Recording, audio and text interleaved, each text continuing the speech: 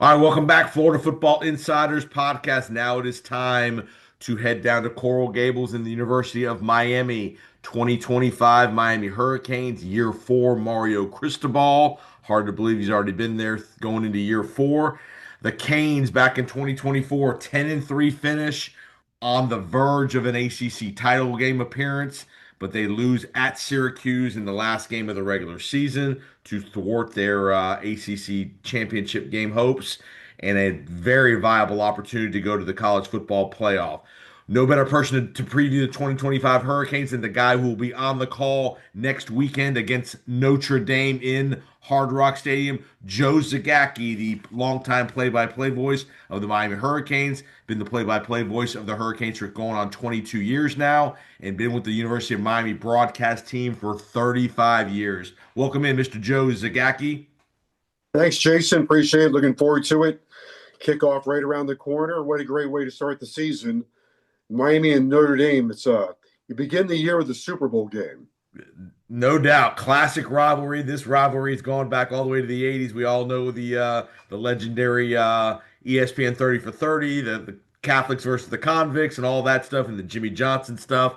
Great rivalry over the years. I'm glad they're back playing each other here on a regular basis, and again, a huge game potentially for both programs as they kick off 2025. Let's go back to 2024.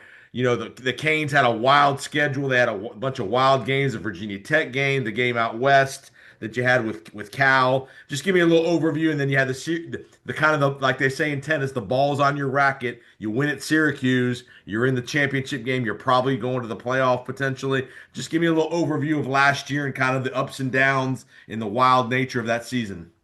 Well, it was a great season in terms of excitement level and watching Cam Ward be the dazzling quarterback that he was. So that was fun. Seeing Miami get back to the national stage, that was entertaining. Being the centerpiece and having Miami, back, that was great. The downside was as the season went on, the defense really never got better. It came down almost every game. You knew the defense really was like basketball. Can they get one stop? Can they Right. get multiple stops? They're not going to be able to hold the opponent the entire game. But in a basketball game, in the final, 5 minutes or so, the team that wins is the team that defensively gets two or three stops. So Miami did against Cal, they got the stops. Against Virginia Tech, they got the stops. Against Duke, they've got multiple stops. Right. Wake Forest, they got multiple stops. All the games that were close, but Georgia Tech, they couldn't do it. Syracuse, they couldn't do it. Iowa State, they failed miserably. And in the end, Miami had a 10-win season. And I always say, if you win 10, you're probably playing for something. Now, Miami's only won 10, I think, twice now in the last 20 years. So, on one hand, great achievement. They won 10. They were in the thick of it. Could make the argument that they were a playoff team. On the other hand, the finish was Georgia Tech, Wake Forest, Syracuse. Right. Win 2 out of 3. They failed. Could not do it. In particular, the Syracuse game, a 21-0 lead Right. turned into a 35-7 run by Syracuse. There's no way to look at that other than that was disappointing. So great season, sort of. Didn't get to where they wanted to be. Great that they were back on the national stage for the entire year, but didn't finish the job. Hard to believe. I looked this up this morning. They were they're right around plus 230 in point differential and Yeah. didn't make the playoff. They had such a prolific offense with Cam Ward as good as they were. And the defense, like you made, situational defense. You hold a couple of those possessions to field goals instead of touchdowns, the season's completely different potentially. Let's start on the defensive side. You mentioned defense. They go out and bring in Corey Heatherman, new DC from Minnesota, who led a top five defense with the Golden Gophers. Give me a couple traits about his defense that may be a little different than what Miami was running in the past. And philosophically, what is he trying to do? Well, philosophically, he's trying to fit the Miami talent and the Miami mentality into his defense. So I think his defense fits better with the Miami mentality. He'll have a four-man front. He'll switch to play a lot of nickel and dime. He's going to take advantage of the talent that Miami has. Now, if you want to try to line up in a 3-3-5, that's probably not going to be Miami. You want to line up with edge rushers, that's more like Miami. You want to line up with a true nose tackle, probably not going to fit Miami. Four-man front on first down, that's more of the University of Miami. Man-to-man in the secondary with a good disguise, that's more Miami. So philosophically, he's going to look and be in line with what the University of Miami was at the top of their game. Yep. And where they should be today. College football has changed. Throwing into his secondary, I think the difference between this year and last year, hopefully, cross my fingers, number one, more talent, more players.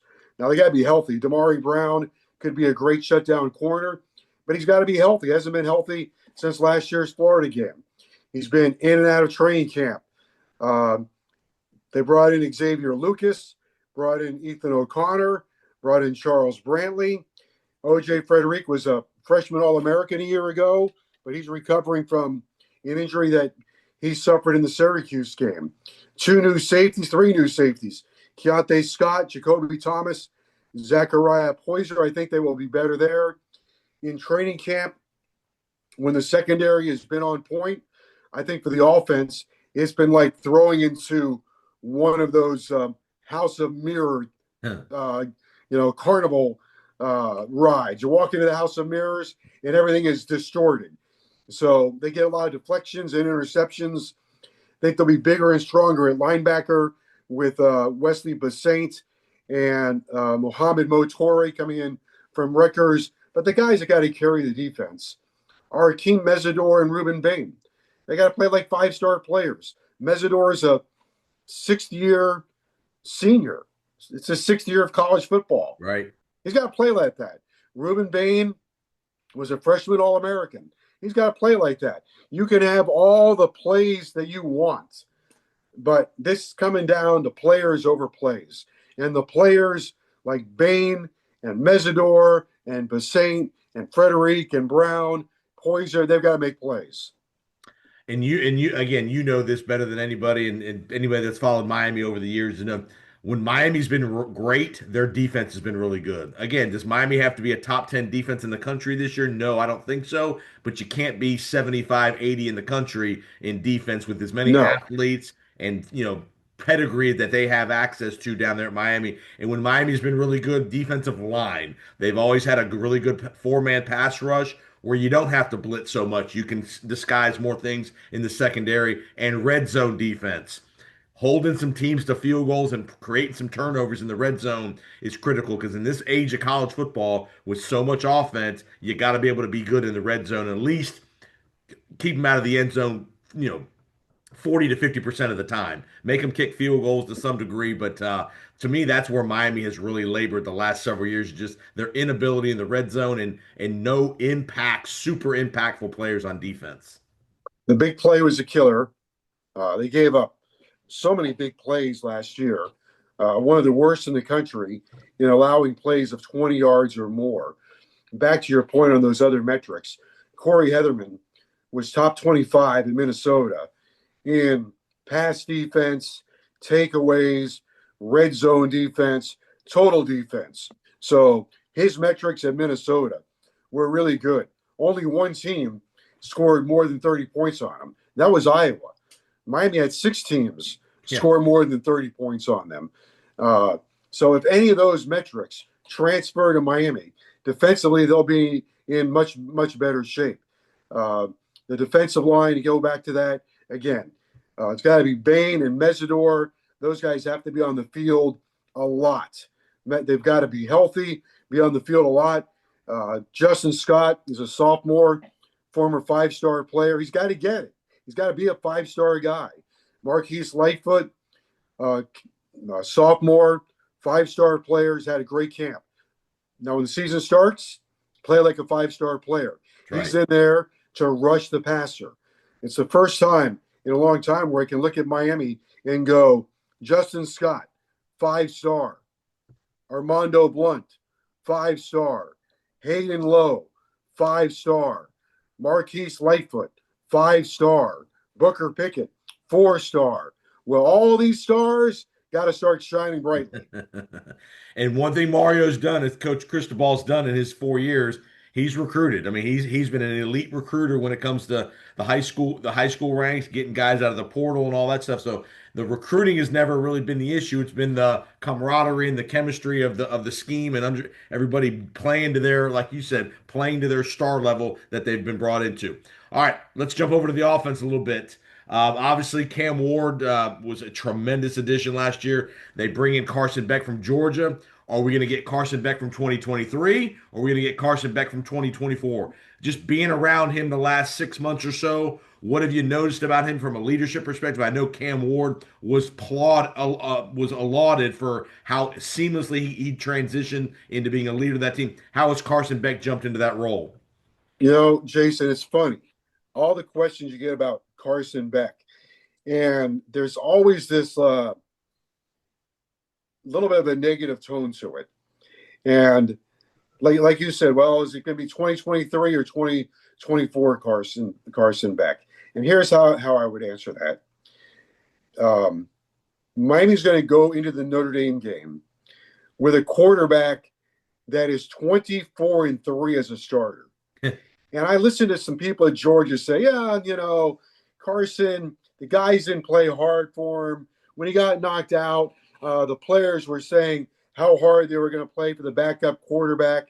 And that intangible just seemed to be missing from Carson Beck. And I think to myself, 24-3 Right. in the SEC. Really?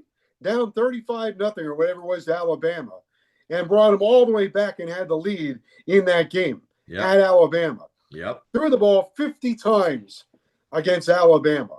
Stood in there and threw it 50 times against Alabama. And people are going, I don't know. Is he that good? He might not be Cam Ward. He might not be the first pick of the draft. But he's throwing for almost 8,000 yards. Right. And 58 touchdowns in his career. Now, you'll take it. You'll take it. Yeah, I'm going to cuss. I feel a hell of a lot better with a guy that is throwing for almost 8,000 yards over somebody that hasn't played a game. Or, I agree. The next best choice for Miami is Emory Williams, who is, in his career has thrown 77 passes. Right. Carson Beck threw almost 77 in one game. He lined up at Georgia when he was a freshman on the scout team and looked across at the Georgia defense that won the national championship. They had like 8 first-round picks. And the guys at Georgia and people nationally are questioning the guy's heart and character. Why? Because he's at Miami?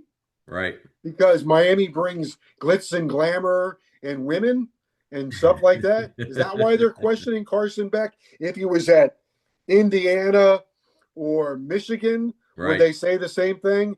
Probably not. He's coming off the arm surgery. Okay, I understand that. I have watched him throw. There's been a lot of zip on his passes. Has he been consistent every day? No. Is some of that the Miami defense? Probably. Is some of that him getting accustomed to a new team? Probably. Does he know how to play quarterback?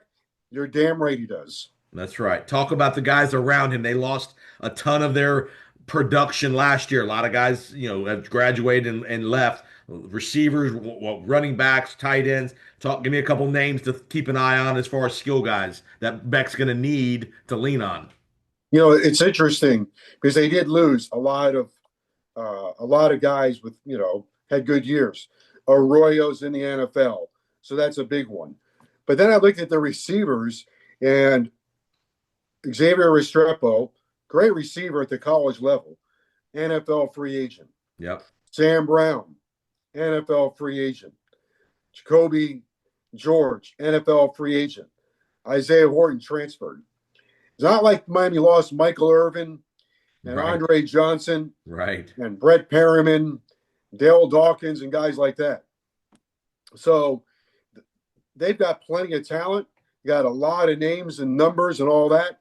The question is going to be the chemistry and how fast do they come together. C.J. Daniels played for Liberty, played for LSU, but he's caught a lot of passes, 148 catches in his career. That's, to me, the number one job of a receiver is catch the ball. He's Right. got 148 career catches. Keelan Marion, in 4 years at BYU, 76 catches. So those are good numbers. They can catch the football. Daniels and Marion have had both had a very good training camp, very mature, very professional.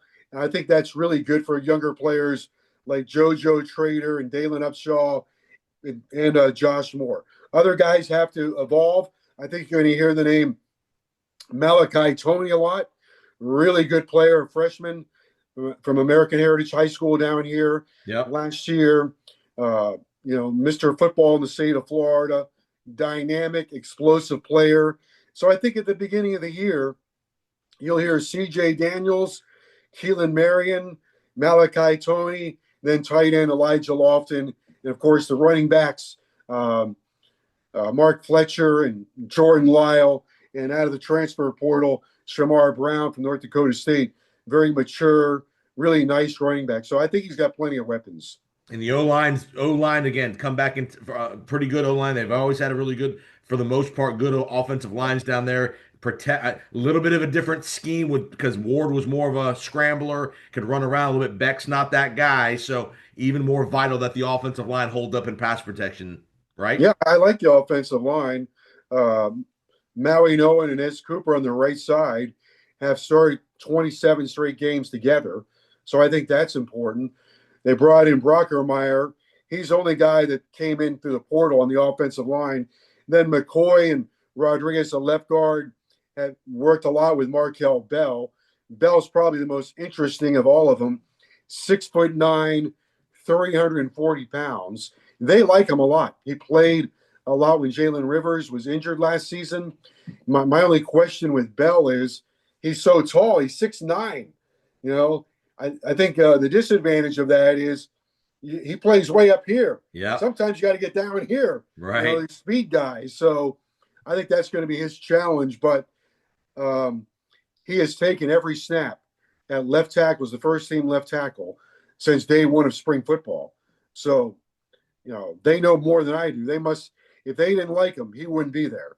Brockermeyer played for TCU, Right. Former 4-star player, and I think kind of the glue to that offensive line. They're counting on him, so they've got to be good. Last year, they were good in pass protection. They gave up 23 sacks all year, so I would expect them to be very good this season as well. We're going to know right away. You're going to know against Notre Dame. Yep. It's probably not going to take long to find that out. Notre Dame's got 20 defensive linemen on scholarship, and damn well they're coming in here to go, all right, we know what the task is. We're playing in your environment, in a line of scrimmage game, Yep. in the heat, in front of your crowd, and the best way to silence all of that is for our defensive line to be more physical than your offensive line. It won't be long in that game to figure it out. No doubt, no doubt. Kicking wise, you got the Borgalis brothers are gone now. You got Bert Auburn coming in from Texas, experienced kicker, has been in a lot of big moments. Again, when it comes to these close games, you got to be able to make a kick, a 40-yard field goal, things like that. You got to be able to punt the ball well. Again, the hidden yards in the game, the return game, things like that. Give me a thought or two about special teams. Well, Miami was great in the kicking game. Borregales was tremendous with the field goals. I think he finished the season with like 18 in a row or whatever it was. It just seemed like he never missed. And Dylan Joyce was solid and consistent as a punter. They really didn't need him that much last year. Yeah. But when they did, he delivered. And by the way, he's the holder and did a great job holding. Now, kicking field goals this year, they haven't decided. If Bert Auburn from Texas has He missed a lot of kicks. Yeah, 86 field goal attempts. Yeah. He's 66 for 86 Yeah. in his career at Texas. Carter Davis from FAU was 4 for 11. Right. But Davis has had a great camp. I don't know which way it's going to go, but Davis and Auburn have both been, I think, good in camp. The bigger issue would be Miami didn't get anything in their return game, either on kickoffs or punts, and they weren't great on covering kickoffs. They had 2 return for touchdowns. They had to get Yeah. better there. They Yeah. work really hard at it.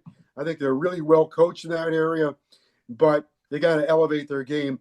Keelan Marion was an All-American kickoff return specialist for BYU, so they should be better in that area. He had 2 touchdowns for BYU. He averaged 26 yards a return on kickoff. So you got a threat there.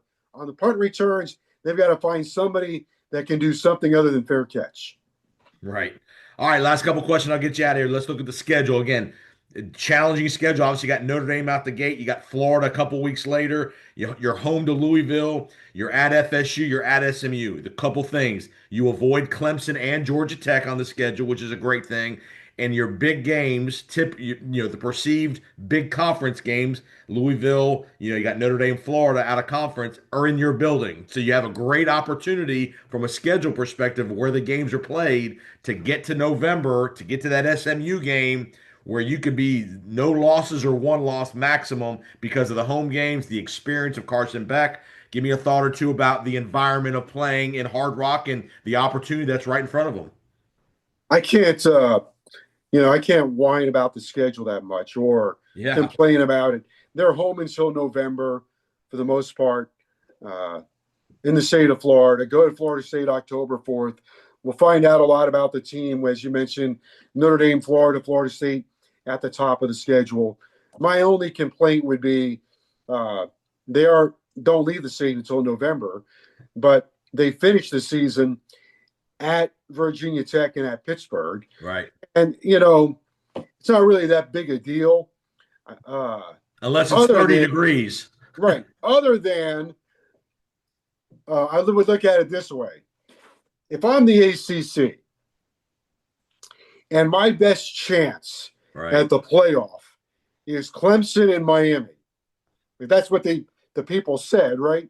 And going back to February, that's what most people would have said. Right. If I'm the ACC and I'm battling the SEC and the Big Ten for teams to get into the playoff, right? Am I not trying to help my own teams?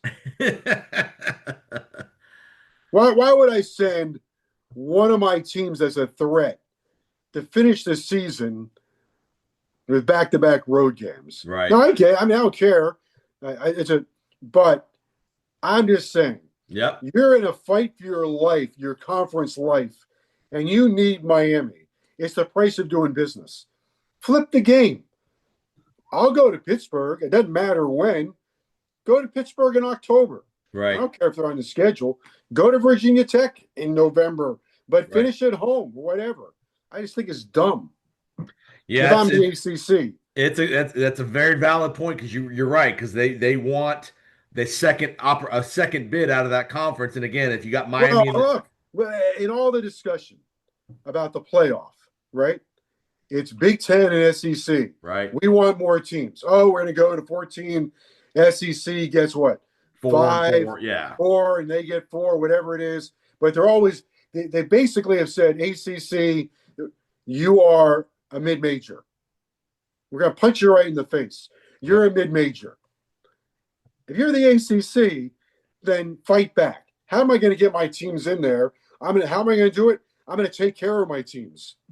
Right. No, you're right. You make a great point there. And to me, if Miami at worst, if they can split Notre Dame and Florida and maybe one conference loss, I think they're going to be in great shape to get in the playoff. But you can't lose both. And the other thing people don't realize, C.J. Carr just got named the starter at Notre Dame, redshirt freshman. You're going to have an advantage at quarterback. You're going to have an advantage offensively. You should against Notre Dame. But you make the great comment about Notre Dame's defense. Now how that's going to balance itself out. So If you can get off the season with that first win at Notre Dame game, I think the momentum and the national opinion of Miami might change. And if you can follow that up with a win against Florida, USF and Florida coming up in September, you got a great opportunity to go into October with a ton of momentum, top five team in the country potentially, where you could potentially still slip up at the end once if it happened at the end and still be in pretty good shape, I think.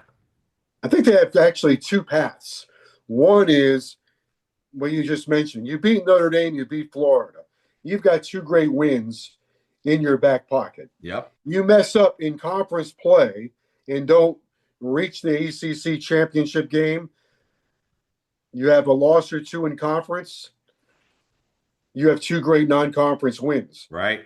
that could push you in as an at-large. Right. You mess up against Notre Dame in Florida, go run the table Right. in the ACC and get to the championship game, and then Notre Dame and Florida don't matter, other than a huge blow to our ego and bragging right, dealing with people in the state all year long and dealing with the Golden Domers. Correct. The national attention. So, but yeah, again, I think they got a great opportunity. All right, last thing, give me a thought or two about the new basketball coach. You brought in Jai Lucas from Duke, replaced Coach Larinaga. Just give me a thought about Coach Larinaga's legacy at Miami and what the excitement level is with Coach Lucas coming in. Coach Larinaga made basketball matter in Miami. He made Miami a winner in basketball. He made them a winner in a sport that people said you couldn't win. And he did. Made them a threat, made them a national name, brought them recognition and respect, and brought them a program. Jay Lucas is the new look of college basketball. Miami needed an entirely new team. I mean, every player, and they have an entirely new team. 13 new players, Wow. 13 or 14 new players. Every single guy is a new player. So a new player, new vision, same expectations now. The expectations are, hey, we went to the Final Four. Jim Larinaga did that, laid the path, built a foundation. We know we can win, but it's going to require something else. So the administration has stepped up. They're giving him the necessary resources. He's got the energy, the vision, the know-how.